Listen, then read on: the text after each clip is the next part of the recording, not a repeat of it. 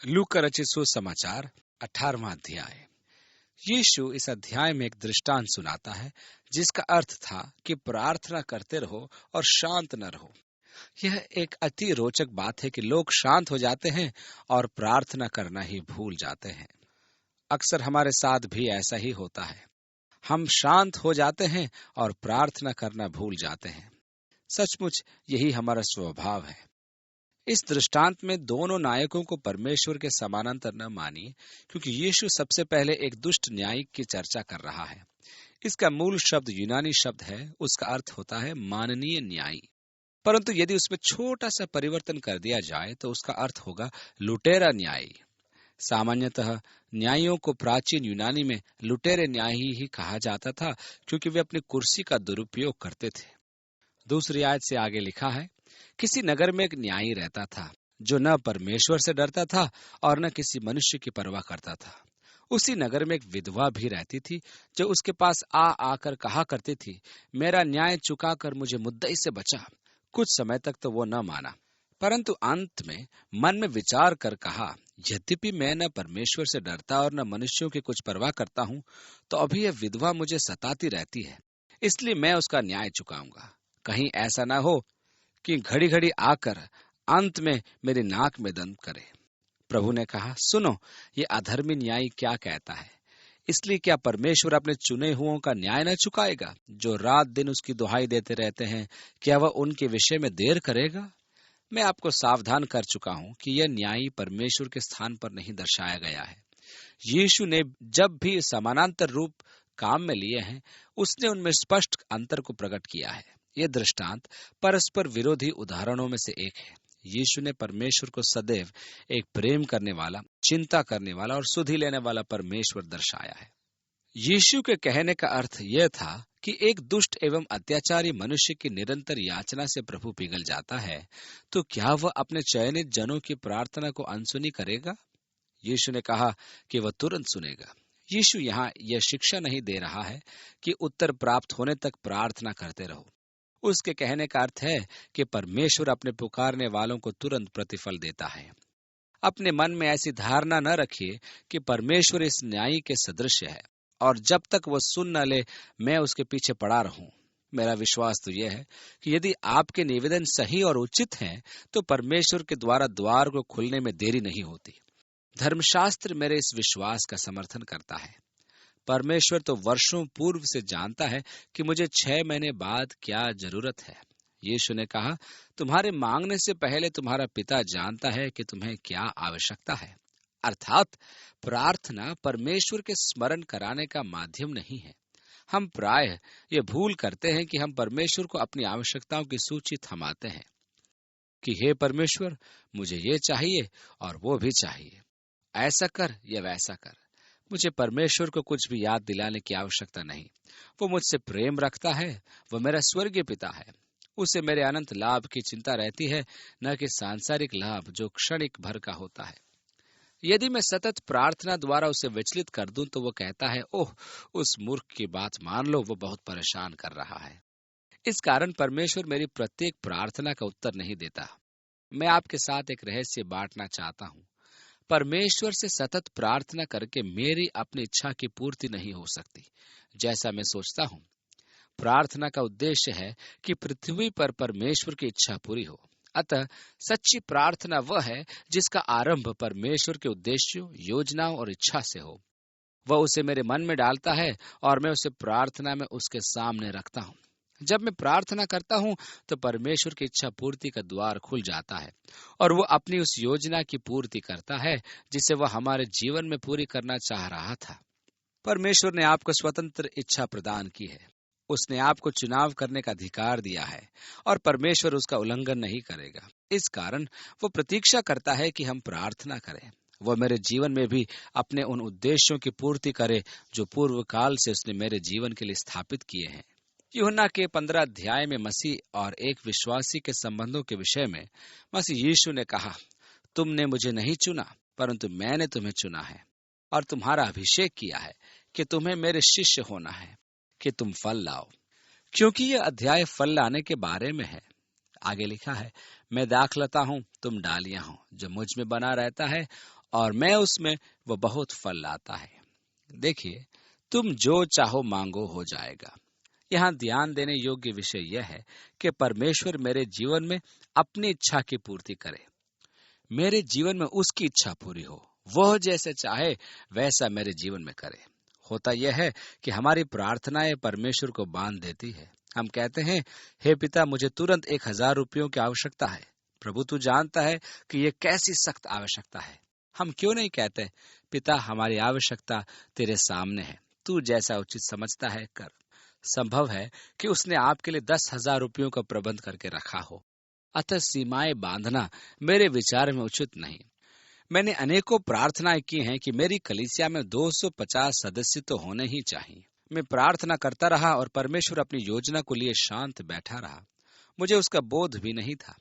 हमें समझने की आवश्यकता है कि पिता हमसे कितना प्रेम रखता है और हमारे जीवन में उसके कार्यों को समझ पाना कितना आवश्यक है। काश हम उस संपूर्ण समर्पण के साथ उसके निकट आए। प्रभु, तू जो चाहे हमारे साथ कर। प्रभु, मैं तुझ पर आश्रित हूँ। मैं परमेश्वर से कोई मांग नहीं कर रहा। मैं सिंहासन पर बैठे परमेश्वर पर प्रभुता दर्शाने का प्रयास नहीं कर रहा। मैं पृथ्वी पर अपनी इच्छा पूरी करने का प्रयास नहीं कर रहा हूँ। मैं इस काम के लिए यहाँ नहीं आया हूँ। प्रार्थना का उद्देश्य यह नहीं है। प्रार्थना का उद्देश्य है कि परमेश्वर के साथ काम करके पृथ्वी पर उसकी इच्छा की पूर्ति की जाए। प्रार्थना का उद्देश्य है कि परमेश्वर के साथ संबंध बनाकर मसीह यीशु के प्रेम को इस संसार में पहुंचाने के उसके काम को पूरा किया जाए। हे परमेश्वर, तेरी इच्छा पूरी हो, तेरे उद्देश्यों की स्थापना हो। मुझे अपने साधन स्वरूप जहां उचित समझे वहां प्रयोग कर। मैं सदैव अपनी कठिनाइयों को समझ नहीं पाता हूँ। मैं सदैव अपनी परीक्षाओं को समझ नहीं पाता हूँ। ऐसे समय भी आते हैं जब मैं घोर निराशा में पुकार उठता हूँ, परंतु परमेश्वर के साथ मेरे संबंधों की सांत्वना मेरे पास होती है। मैं केवल यह चाहता हूँ कि प्रभु की इच्छा पूरी हो, यही सर्वोच्च है। यीशु के कहने का अर्थ यह नहीं है कि परमेश्वर अन्यायी के सदृश है, वह तो उसके विपरीत है। यीशु विपरीत अंतर दिखाते हुए परमेश्वर के सत्य को सिद्ध करता है और हमारे मनों में से उसकी गलत छवि को दूर करता है। हाँ, उसने कहा, मैं कहता हूँ कि वह अवश्य करेगा। 8वीं आयत में लिखा है, मैं तुमसे कहता हूँ वह तुरंत उनका न्याय चुकाएगा। तो अभी मनुष्य का पुत्र जब आएगा तो क्या वह पृथ्वी पर विश्वास पाएगा? अब यह बड़ा विचित्र प्रश्न है जो यीशु ने पूछा। तो अभी मनुष्य का पुत्र जब आएगा तो क्या वह पृथ्वी पर विश्वास पाएगा? मत्ती के सुसमाचार के 24वें अध्याय में अंत समय का यह एक मुख्य चिन्ह होगा कि अधर्म के बढ़ने से बहुतों का प्रेम ठंडा हो जाएगा। मेरी समझ में तो हम इतिहास के उस युग में हैं जब अपरिवर्तनीय अभिषिक्त मसीही जीवन जीना बहुत कठिन है। मानवीय इतिहास में कभी ऐसे निर्मल परीक्षाएं मनुष्य के समक्ष उपस्थित नहीं हुई। आज प्रसार माध्यम, सिनेमा, टीवी, पत्रिकाएं आदि के द्वारा हम सबसे अधिक परीक्षाओं के मध्य जीवन निर्वाह कर रहे हैं। हमारे नैतिक मानदंड गिर रहे हैं। मेरी समझ में तो इतिहास में इससे पूर्व ऐसा कभी नहीं हुआ। इसके कारण अनेकों का प्रेम ठंडा हो रहा है। आज इस प्रश्न का सबसे अधिक महत्व है। उसने उनसे जो अपने ऊपर भरोसा रखते थे कि हम धर्मी हैं और दूसरों को तुच्छ जानते थे, ये दृष्टांत कहा। 2 मनुष्य मंदिर में प्रार्थना करने के लिए गए। एक फरीसी था और दूसरा चुंगी लेने वाला। फरीसी खड़ा होकर अपने मन में यूं प्रार्थना करने लगा, हे परमेश्वर, मैं तेरा धन्यवाद करता हूँ कि मैं दूसरे मनुष्य के समान अंधेर करने वाला अन्यायी और व्यभिचारी नहीं और न इस चुंगी लेने वाले के समान हूँ। मैं सप्ताह में 2 बार उपवास रखता हूँ। मैं अपनी सब कमाई का 10वां अंश भी देता हूँ। परंतु चुंगी लेने वाले ने दूर खड़े होकर स्वर्ग की ओर आंखें उठाना भी न चाहा, वरन अपनी छाती पीट पीट कर कहा, हे परमेश्वर, मुझ पापी पर दया कर। मैं तुमसे कहता हूँ कि वह दूसरा नहीं परंतु यही मनुष्य धर्मी ठहराया जाकर अपने घर गया। क्योंकि जो कोई अपने आप को बड़ा बनाएगा वो छोटा किया जाएगा, और जो अपने आप को छोटा बनाएगा वो बड़ा किया जाएगा। मुझे अपनी कलीसिया में इस फरीसी स्वभाव का न पाया जाना बड़ा ही कठिन प्रतीत होता है। मैं सच्चे मन से कहता हूँ कि परमेश्वर हम अन्यों की भांति नहीं है। हम लोगों को पैसों के लिए परेशान नहीं करते। हम किसी से पैसा नहीं मांगते हैं। मेरे विचार में तो ये मेरी सच्चाई है, क्योंकि मेरे विचार में हम अन्यों से उत्तम हैं। मैं भली भांति समझता हूँ कि मुझे परमेश्वर की दया की आवश्यकता है। ये मेरी सदाचारिता नहीं है, ये मेरी धार्मिकता का फल नहीं है। मैं परमेश्वर के पास आकर नहीं कहता हूँ, हे प्रभु देख मैंने तेरे लिए क्या क्या किया है, इस हफ्ते का मेरे काम देख जो मैंने तेरे लिए किए हैं, जो कुछ आत्मत्याग मैंने तेरे लिए किया है उसको देख प्रभु। हम यीशु का एक और दृष्टांत सुन चुके हैं कि जब दास आता है तो उसका स्वामी उससे ये नहीं कहता बैठ भोजन कर ले, वो सीधा आदेश देता है जा मेरे लिए भोजन लगा। जब मैं खा चुकूं तब तू खाना, जब तू यह सेवा दे चुके तब कहना कि तू किसी काम का दास नहीं है। इसलिए मैं तो परमेश्वर से कभी नहीं कहता कि मैंने उसके लिए क्या किया है और नहीं खड़ा होकर उसे अपने समर्पण का और अपने कामों का प्रदर्शन दिखाता हूँ। यह एक प्रचार की परीक्षा है। यद्यपि इसके द्वारा मुझे परमेश्वर के निकट आने का हियाव होता है, मैं इसे बीच में लाने की आवश्यकता नहीं समझता, क्योंकि जो मैंने किया है वो नहीं के तुल्य है। मैं उसकी दया और अनुग्रह के आधार पर ही उसके पास आता हूँ। परमेश्वर के निकट आने में मेरा एकमात्र भय है उसका न्याय, वह मुझ पर कब आ पड़े।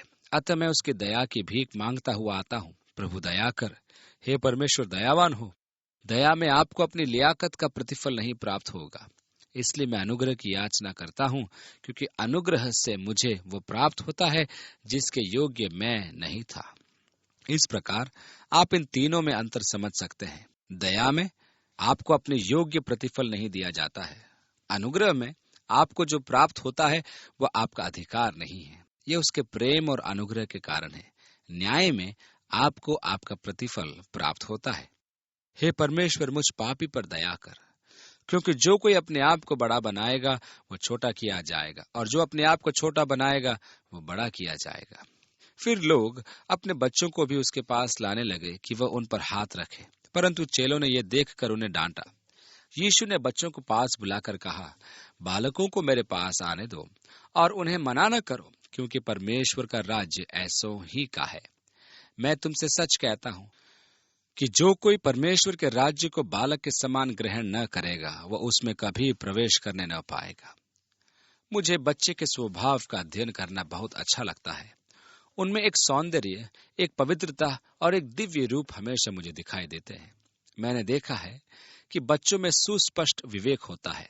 जब मैं देखता हूं कि कोई बच्चा किसी व्यक्ति से शर्मा कर दूर चला जाता है तो उस व्यक्ति के प्रति आशंकित हो जाता है। ऐसी प्रवृत्ति कुत्तों में भी होती है। मैं तुरंत शंकित हो जाता हूँ। यीशु ने कहा, जो कोई परमेश्वर के राज्य को बालक की नाई ग्रहण न करेगा वो उसमें कभी प्रवेश न करने पाएगा। यीशु बच्चों से प्रेम करता है। मरकुस ने लिखा कि जब शिष्यों ने माता पिता को बच्चे लाने से रोका तो यीशु उससे रुष्ट हुआ था। उसने उन्हें गोद में लेकर आशीष दी।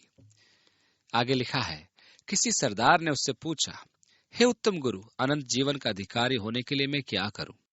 यीशु ने उससे कहा, तू मुझे उत्तम क्यों कहता है? कोई उत्तम नहीं, केवल एक, अर्थात परमेश्वर। तू आज्ञाओं को तो जानता है, व्यभिचार न करना, हत्या न करना और चोरी न करना, झूठी गवाही न देना, अपने पिता और अपनी माता का आदर करना। उसने कहा, मैं तो इन सब को लड़कपन से ही मानता आया हूँ। ये सुन यीशु ने उससे कहा, तुझ में अब भी एक बात की घटी है। अपना सब कुछ बेचकर कंगालों को बांट दे और तुझे स्वर्ग में धन मिलेगा, और आकर मेरे पीछे हो ले। वह यह सुनकर बहुत उदास हुआ, क्योंकि वह बड़ा धनी था। यीशु ने उसे देखकर कहा, धनवानों का परमेश्वर के राज्य में प्रवेश करना कितना कठिन है। परमेश्वर के राज्य में धनवान के प्रवेश करने से ऊंट के सुई के नाके में से निकल जाना सहज है। उस पर सुनने वालों ने कहा, तो फिर किसका उद्धार हो सकता है? उसने कहा, जो मनुष्य से नहीं हो सकता वह परमेश्वर से हो सकता है। यहाँ ध्यान दीजिए कि जब यीशु इस व्यक्ति से वार्तालाप कर रहा है तब वह एक गुणवान जीवन की व्याख्या दे रहा है, न कि समृद्ध जीवन। वह यीशु के जीवन के गुणों को देखकर उसके जैसा जीवन प्राप्त करने आया था। उसने देखा कि यीशु का जीवन समय की रेखा को पार करके अनंत काल में था। उसने यीशु से जिस भाव में स्पष्ट किया था वह उस जीवन के विषय चर्चा कर रहा था जो यीशु में था। उसने यीशु से कहा, हे उत्तम गुरु। यीशु ने उसे उत्तर दिया, कोई उत्तम नहीं, केवल एक, अर्थात परमेश्वर। अब यहाँ आप यह न कहें कि यीशु ने कहा और मैं परमेश्वर नहीं। यहाँ दो संभावित अर्थ हैं। एक, यीशु उत्तम नहीं है, दूसरा वो परमेश्वर है। तू मुझे उत्तम क्यों कहता है? यह प्रश्न उस व्यक्ति के विवेक पर प्रहार था। तूने मुझे उत्तम कहा, क्यों? तू तो अनंत जीवन की बात करता है और मुझे उत्तम कहता है, क्यों? उत्तम तो केवल परमेश्वर ही है। इसका एकमात्र कारण है जीवन, जो तूने मुझ में देखा है। परमेश्वर की सी उत्तमता जिसने तुझे आकर्षित किया है और तू मेरे पास आया है, यह परमेश्वर की ओर से दिया हुआ दान है। स्मरण कीजिए, जब पतरस ने यीशु को उत्तर दिया था, तू जीवित परमेश्वर का पुत्र मसीह है, तब यीशु ने कहा, धन्य है तू शमौन, मेरे पिता ने जो स्वर्ग में है यह तुझ पर प्रकट किया है।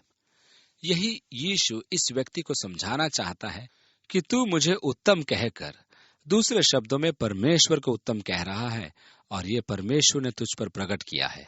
यीशु सोच रहा था कि ठीक है कि तू आ रहा है, तू अधिकाधिक निकट आता जा रहा है। वह उसकी समझ को विस्तार दे रहा था। तब यीशु ने दूसरी तख्ती पर दी गई 6 आज्ञाएं उसको सुना दी। ये सदाचारिता की आज्ञाएं थी जो मनुष्य का मनुष्य के प्रति आचरण व्यक्त करती थी। मरकुस के अनुसार उस व्यक्ति ने कहा कि ये सब आज्ञाएं तो मैं लड़कपन से मानता आया हूँ, फिर भी मुझ में क्या घटी है? अपना सब कुछ बेचकर कंगालों को बांट दे और तुझे स्वर्ग में धन मिलेगा, और आकर मेरे पीछे हो ले। यहाँ भी भ्रम में न पड़े।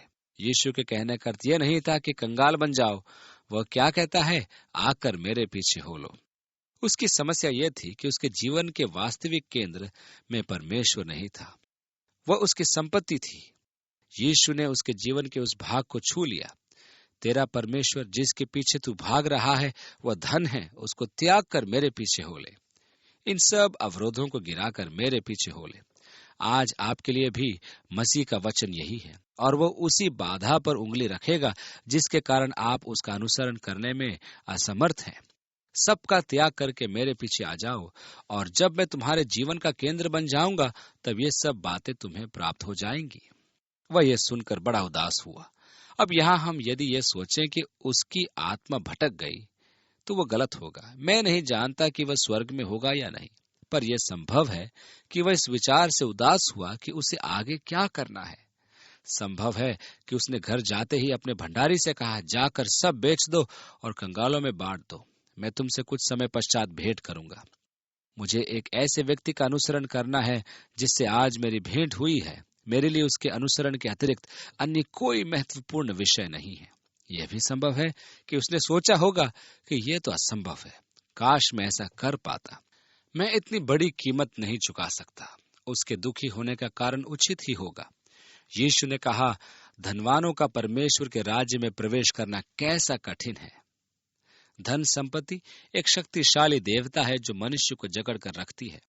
आप इससे अतिशीघ्र ग्रस्त हो जाते हैं और आपको मालूम ही नहीं पड़ता है। उन्होंने पूछा, तो फिर किसका उद्धार हो सकता है? क्योंकि उसने कहा था, परमेश्वर के राज्य में धनवान के प्रवेश करने से ऊंट का सुई के नाके में से निकल जाना सहज है। इस पर उसने उत्तर दिया, जो मनुष्य से नहीं हो सकता वो परमेश्वर से हो सकता है। इजराइल में गाइड आपको समझाएंगे कि सुई का नाका मुख्य नगर या किले के द्वार की एक खिड़की होती थी। उनमें अनेक कल्पित कथाएं प्रचलित है। उन्हें जानकारी देने का पारिश्रमिक प्राप्त होता है तो वे कुछ भी कहने को तैयार हो जाते हैं। कालांतर में भिन्न भिन्न गाइड हमें भिन्न भिन्न कहानियां सुनाते हैं, इसलिए मुझे विश्वास हो गया है कि वे कल्पना मात्र हैं। किसी पर्यटक ने उस गाइड से कहा कि जब हम रोम में थे तब वहां एक आराधनालय में एक सिर रखा है जिसे वे भी पतरस का सिर कहते हैं, पर वो कुछ छोटा है। गाइड ने तुरंत उत्तर दिया, वह उस समय का है जब पतरस छोटा लड़का था। उनके पास आपके प्रत्येक प्रश्न का उत्तर है। उस समय के मुख्य नगर द्वार में एक खिड़की होती थी। रात में जब बैरी के भय के कारण वह द्वार बंद कर दिया जाता था, तब आगंतुकों के प्रवेश हेतु खिड़की ही खोली जाती थी। अब ऊंट को उसमें प्रवेश कराने के लिए उसे उसके घुटनों पर लाकर किसी प्रकार भी खींचकर पार कराया जाता था। कुछ लोगों का मानना है कि इसी प्रकार कठिन परिश्रम और प्रयास द्वारा परमेश्वर के राज्य में प्रवेश लिया जा सकता है। यीशु ने कहा, मनुष्य से नहीं हो सकता, परंतु परमेश्वर का धन्यवाद हो, वह सब कुछ कर सकता है। 28वीं आयत से आगे लिखा है, पतरस ने कहा, देख हम तो घर बार छोड़कर तेरे पीछे हो लिए हैं, उसने उनसे कहा, मैं तुमसे सच कहता हूं कि ऐसा कोई नहीं जिसने परमेश्वर के राज्य के लिए घर या पत्नी या भाइयों या माता पिता या बाल बच्चों को छोड़ दिया हो और इस समय कई गुना अधिक न पाए और आने वाले युग में अनंत जीवन। फिर उसने 12 को साथ ले जाकर उनसे कहा, देखो, हम यरूशलेम को जाते हैं और जितनी बातें मनुष्य के पुत्र के लिए भविष्यद्वक्ताओं द्वारा लिखी गई हैं वे सब पूरी होंगी, क्योंकि वह अन्य जातियों के हाथ में सौंपा जाएगा और वे उसे ठट्टों में उड़ाएंगे और उसका अपमान करेंगे और उस पर थूकेंगे और उसे कोड़े मारेंगे और वह तीसरे दिन जी उठेगा। पर उन्होंने इन बातों में से कोई बात न समझी और ये बात उनसे छिपी रही और जो कहा गया था वो उनकी समझ में न आया। वे अपनी यरूशलेम यात्रा के अंतिम चरण में हैं। वे इस समय यरदन पर हैं और फसह के लिए यरूशलेम की ओर जा रहे हैं, जहां धर्मशास्त्र की भविष्यवाणियां पूरी होंगी। शिष्यों के मतानुसार नहीं, वरन यशायाह 53 और दानियेल के 9वें अध्याय की भविष्यवाणियों के अनुसार। यिर्मयाह के अनुसार वे उसकी दाढ़ी भी नोच डालेंगे, यशायाह के अनुसार वे उसे मृत्यु देंगे और दानियेल के अनुसार वह तीसरे दिन फिर जीवित हो जाएगा। शिष्यों को कुछ भी यीशु की बातों में से समझ में नहीं आता था। तब फिर उसने उनसे कहा, चलो यरूशलेम चलें कि धर्मशास्त्र का कहा पूरा हो। उन्होंने राज्य की आशा से कहा, ठीक। तब वह उन्हें अपने यरूशलेम प्रस्थान का उद्देश्य उन पर प्रकट करता है कि वह वहां अन्य जातियों के हाथ में सौंपा जाएगा और वे उसे ठट्टों में उड़ाएंगे और उसका अपमान करेंगे और उस पर थूकेंगे और उसे कोड़े मारेंगे और घात करेंगे और वह तीसरे दिन जी उठेगा। मेरे प्रोत्साहन का विषय यहाँ यह है कि यीशु ने जिनको अपने साथ रहने के लिए चुना कि आगे चलकर कलीसिया की स्थापना करें, वे सिद्ध पुरुष नहीं थे। उनमें आत्मिक अंतर्दृष्टि भी बहुत कम थी, परंतु वे आपके और मेरे सदृश साधारण लोग थे। यदि आप परमेश्वर का विरोध न करोगे तो वह आपको भी चुन लेगा। वे कदापि न समझ पाए कि यीशु क्या कह रहा था। उनके सोचने विचारने में जमीन आसमान का अंतर था। 35 से आगे लिखा है, जब वह यरीहो के निकट पहुंचा तो एक अंधा सड़क के किनारे बैठा हुआ भीख मांग रहा था। वह भीड़ के चलने की आहट सुनकर पूछने लगा, ये क्या हो रहा है? उन्होंने उसको बताया, यीशु नासरी जा रहा है। तब उसने पुकार के कहा, हे यीशु, दाऊद की संतान, मुझ पर दया कर।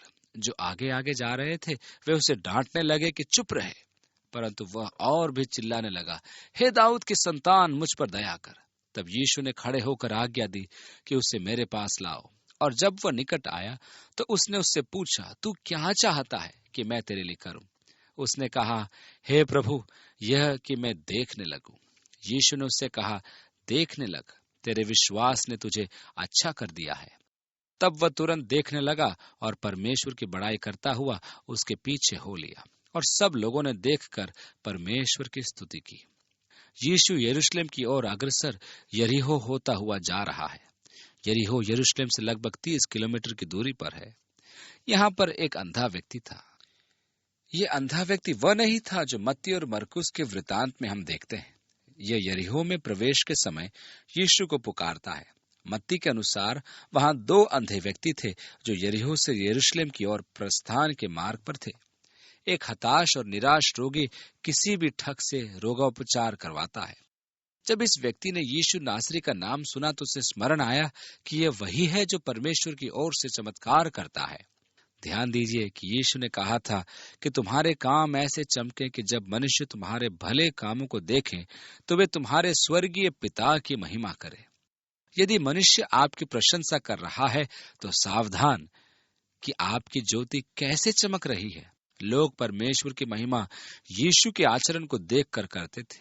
यहाँ भी ऐसा ही हुआ। इस अंधे व्यक्ति को चलता फिरता देखकर उन्होंने परमेश्वर की स्तुति की।